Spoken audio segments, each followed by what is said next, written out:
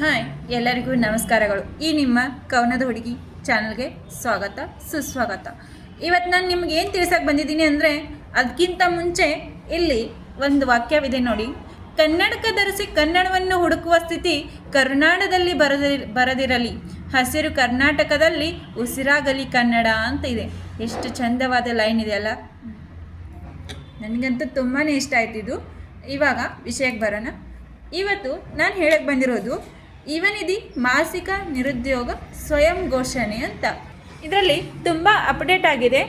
First ಏನು ಮಾಡಬೇಕಂದ್ರೆ ಆಧಾರ್ ದೃಢೀಕರಣವನ್ನು ಮಾಡಿಕೊಳ್ಬೇಕು. ಆಧಾರ್ ದೃಢೀಕರಣ ಮಾಡಿಕೊಂಡ ಮೇಲೆ ಇಲ್ಲಿ ಆಧಾರದಲ್ಲಿರುವ ಹೆಸರು ತಾನೇ ಜನ್ರೇಟ್ ಆಗಿ ಬರುತ್ತದೆ. ಇಲ್ಲಿ ನಿಮ್ಮದು ಯುವನಿಧಿ ನೋಂದಣಿ ಮಾಡಿದ ನಂತರ ಅರ್ಜಿ ಉಲ್ಲೇಖ ಸಂಖ್ಯೆಯನ್ನು ಹಾಕಬೇಕಾಗ್ಯದ. ನಂತರ ತಾತ್ಕಾಲಿಕ ಪದವಿ ಸಂಖ್ಯೆಯನ್ನು ಇಲ್ಲಿ ನೀವು ನಮೂದಿಸಬೇಕು. ಎಷ್ಟನೇ ತಿಂಗಳದಿದ್ದು ಡಿಕ್ಲರೇಷನ್ ಅಂದರೆ ಡಿಸೆಂಬರ್ 2025 ಡಿಕ್ಲರೇಷನ್ ಆಗಿದೆ. ಇಲ್ಲಿ ಅಭ್ಯರ್ಥಿ ಹೆಸರು ಎಲ್ಲ ಫಿಲ್ ಮಾಡ್ಕೊತ ಹೋಗ್ಬೇಕು. ಇಲ್ಲಿ ನಿಮ್ಮ ಕಾಲೇಜಿನ ಎಲ್ಲ ಹಿನ್ನೆಲೆಗಳನ್ನು ಕೇಳ್ಯಾರ, ಎಲ್ಲನ ಫಿಲ್ ಮಾಡ್ಕೊತ ಹೋಗ್ಬೇಕು. ತ್ರೈಮಾಸಿಕ ಹೋಗಿ ಇವಾಗ ಪ್ರತಿ ತಿಂಗಳು ಅಂದರೆ ಮಾಸಿಕವಾಗಿ ನೀವು ನಿರುದ್ಯೋಗ ಸ್ವಯಂ ಘೋಷಣೆಯನ್ನು ಮಾಡುವುದಾಗಿ ಹೊರಡಿಸಿದ್ದಾರೆ.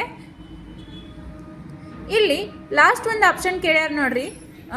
ನೀವು ಕೌಶಲ್ಯ ತರಬೇತಿಯನ್ನು ಹೊಂದಿ ಕೆಲಸಕ್ಕೆ ಸೇರಲು ಸಿದ್ಧವಿದ್ದೀರಾ ಅಂತ ಕೇಳ್ಯಾರ. ಇದು ಏನಪ್ಪ ಅಂದರೆ, ಕೌಶಲ್ಯ ತರಬೇತಿ ಅಂದರೆ ಏನು ಅಂತ ನೀವು ಕೇಳ್ಬೋದು. ಕೌಶಲ್ಯ ತರಬೇತಿ ಅಂತ ಹೇಳಿ ಒಂದು ಹೊಸ ಯೋಜನೆಯನ್ನು ಸರ್ಕಾರ ಮಾಡಿದೆ. ಕೌಶಲ್ಯ ತರಬೇತಿಯಲ್ಲಿ ನಿಮಗೆ ಎಲ್ಲ ರೀತಿಯ ತರಬೇತಿಗಳನ್ನು ನೀಡಿ ಒಂದು ಉದ್ಯೋಗವನ್ನು ನೀಡಲು ಮಾಡುತ್ತಿದ್ದಾರೆ. ಇದೊಂದು ಯೋಜನೆಯಾಗಿದ್ದು, ಕೌಶಲ್ಯ ಅಭಿವೃದ್ಧಿಯಲ್ಲಿ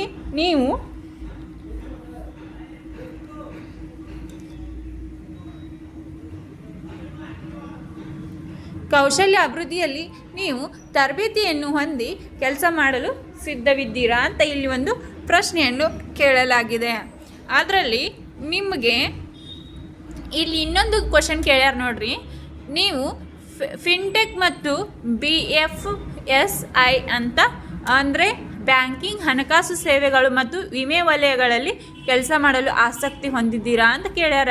ಇಲ್ಲಿ ಇದು ಕೇಳಕತ್ತಾರಂದ್ರೆ ನಿಮಗೆ ತರಬೇತಿಗಳನ್ನು ನೀಡಲಿದ್ದಾರೆ ಅಂತ ಅರ್ಥ. ನಿಮಗೆ ಕೌಶಲ್ಯ ಅಭಿವೃದ್ಧಿ ತರಬೇತಿಯನ್ನು ನೀಡುವ ಯೋಜನೆಯನ್ನು ಈ ಸರ್ಕಾರವು ಹೂಡಿಕೊಂಡಿದೆ. ಬೇಗ ಹೋಗಿ ನೀವು ಯುವನಿಧಿಯ ಮಾಸಿಕ ನಿರುದ್ಯೋಗ ಸ್ವಯಂ ಘೋಷಣೆಯನ್ನು ಅರ್ಜಿಯನ್ನು ಫಿಲಪ್ ಮಾಡಿರಿ.